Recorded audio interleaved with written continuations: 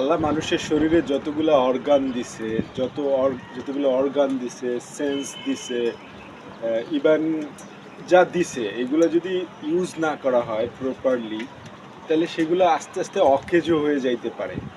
যেমন ধরেন, আপনি আপনার একটা চোখ 6 মাস বা 1 বছর আপনি কিছু দিয়ে বন্ধ করে রাখবেন।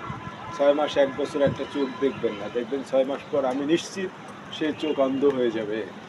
তো ঠিক এরকমই, যদি আপনি আপনার ভালো চিন্তা করার যে শক্তিটা আছে, মানুষকে খারাপ চিন্তা করার এবং ভালো চিন্তা করার একটা শক্তি দিছে আল্লাহ, সেই শক্তি যদি আপনি ভালো চিন্তা করার শক্তি যদি আপনি ইউজ না করেন, তাহলে একটা সময় দেখবেন যে আপনার ভালো চিন্তা করার ক্ষমতা নাই।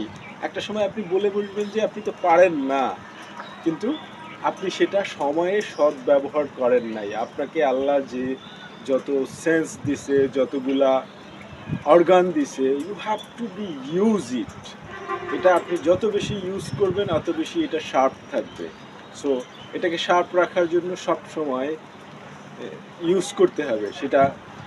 এখন আপনি ভালো চিন্তা করবেন,